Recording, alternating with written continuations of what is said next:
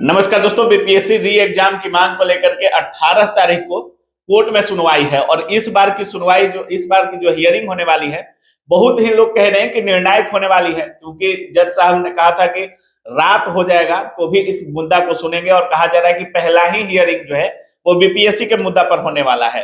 रहमानसु sir हमारे साथ हैं। इस बार क्या कुछ होने वाला है, सारी चीजों पर चर्चा करेंगे। सबसे पहले स्वागत है सर। बहुत बहुत धन्यवाद आप सर। क्या लगता है, तारीख पर तारीख भी बहुत तारीख पड़ गया इसमें, अब क्या लगता है 18 तारीख क्यों इंपॉर्टेंट है? लोगों के अंदर उत्सुकता 18 तारीख को लेकर क्यों है इतना? देखिए, जो तारीख पे तारीख वाली बात है ना, वो फिल्म में डायलॉग है। कोर्ट में जो है एक सिस्टम होता है, सिस्टम को फॉलो किया जाता है। क्योंकि ऑलरेडी नए नए केस इसमें जुड़ते जा रहे थे और हर केस में कुछ न कुछ अलग अलग मुद्दे थे। तो चूंकि जब मैटर एक होता है, लक्ष्य एक हो, तो सारे केस को एक साथ क्लब करना पड़ता है, इसलिए टाइम टू टाइम वो जो है तारीख हुआ। लेकिन जो फाइनल जो है हियरिंग शुरू हुई हम लोग की, वो हियरिंग 7 को ही वास्तव में पहली हियरिंग 7 को ही हुई। अच्छा। लेकिन वो लास्ट वर्किंग डे था होली के पहले, इसलिए उसमें 1 घंटे ही सुनवाई हुई, लेकिन वो भी बहुत कंस्ट्रक्टिव थी, बहुत ही पॉजिटिव थी। और जज साहब का जो है रवैया पूरा 100% छात्रों के पक्ष में, न्याय के पक्ष में था। जज साहब का रवैया बिल्कुल। देखिए, चूंकि ऑलरेडी जज साहब हैं, अपने न्याय देने के लिए ही जाने जाते हैं। और इनकी एक दूसरी खासियत और है कि बिहार की प्रतिष्ठा के लिए भी जाने जाते हैं। बिल्कुल बिल्कुल। इनका एक अलग छवि। सर, बहस जब दोनों तरफ से हो रहा था तो ये तो सभी लोग देख रहे हैं कि हमारे तरफ से क्या हो रहा है, कौन सी चीजें रखी जा रही हैं। बीपीएससी की तरफ से उनके वकील क्या कह रहे हैं? दरअसल चूंकि बीपीएससी की तरफ से बहुत सारी गलतियां हुई, ठीक है।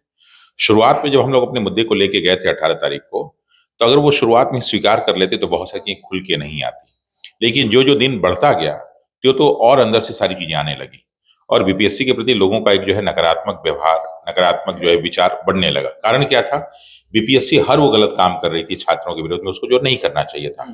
हमारा विरोध बीपीएससी के अधिकारियों से नहीं था, हमारा विरोध इस परीक्षा में हुई धांधलियों से था, अनियमितताओं से था। तो इनको चेक इन करना चाहिए, इनको देखना चाहिए। लेकिन ये क्या करने लगे कि ये विरोध में ले लिए, लड़ाई में ले लिए और रोज नए नोटिस जारी करना शुरू कर दिया।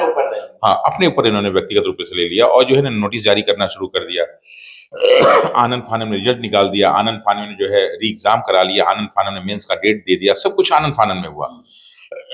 और उसमें क्या है कि इनसे जो जो गलतियां हुई, गलतियों में तो पहली गलती उसी दिन हो गई थी जब राम इकबाल सिंह मरे थे और इस मुद्दे को लोग दबा दिए। गलती ये भी हुई थी कि उसका आरोप जो है, मरने का आरोप जो है उस बच्चे पे थोपा गया और उसको जो है 18 तारीख को जिस दिन मुख्य आंदोलन शुरू हुआ, उसको जो है सिटी जेल में भेज दिया गया। तो बहुत सारे थे। फिर बहुत सारे टीचरों पे इन्होंने जबरन आरोप लगा के उन पर कड़ी कार्रवाई की। तो ये जो प्रशासन का रवैया था ना, वो बहुत नकारात्मक था। अब बात हुई कि 18 तारीख को क्या? बिल्कुल, 18 को लेकर के बहुत उत्सुकता है छात्रों में और बहुत लोग ये भी कह रहे हैं कि 18 को या तो री एग्जाम होगा, नहीं तो कुछ बड़ा होने वाला है। दरअसल क्या है कि 18 को पूरी सुनवाई होगी, क्योंकि 18 वैसे तो first working day after Holi जो है 17 को ही, और जज साहब ने 17 को ही कहा था कि साहब इसको हम कंटिन्यू करते हैं। लेकिन फिर हम लोगों ने इसको कहा कि नहीं, क्योंकि हम लोग अभिजीत सर का जो है दिल्ली हाईकोर्ट में केस था, उन्होंने कहा सब 18 तारीख को हम लोग से ही शुरुआत कीजिए। तो उन्होंने कहा ठीक है, हम लोग जो है ऑन बोर्ड होंगे 18 तारीख को 10:30 बजे और 10:30 बजे हम लोग की सुनवाई शुरू होगी। तो उसमें ये भी नहीं कि लंच होगा, ये है वो है, वो बीच में आएगा, लेकिन पूरी सुनवाई होगी।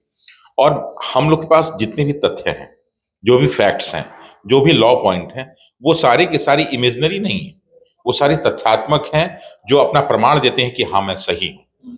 और कोर्ट इमोशंस पे नहीं चलता, कोर्ट सारे फैक्ट्स पे चलता है, कोर्ट एविडेंस पे चलता है। इस बार फैक्ट पूरी तरीके से तैयार हो चुका है रहमान? हाँ, इस बार नहीं, पहले बार भी तैयार था।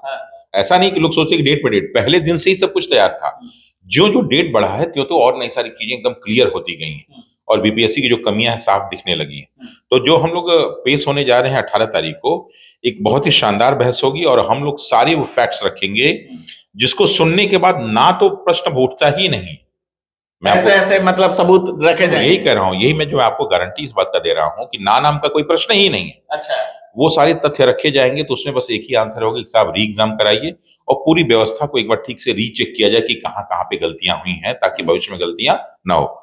और रही बात बीपीएससी की, तो बीपीएससी कभी होली का वो नहीं रही है।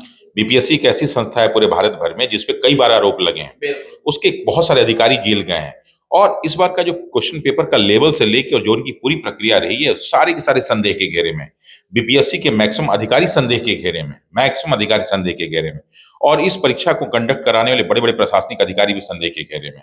इसलिए ये जो पूरा का पूरा प्रश्न, और सबके फैक्ट है, ऐसा नहीं कि हम लोग कोई हवा में बात कर रहे हैं, सबके हम लोग के पास एविडेंशियल सबूत हैं, सबके कागज उपलब्ध है हमारे पास, वो सारी के सारे कागज लगे हुए हैं।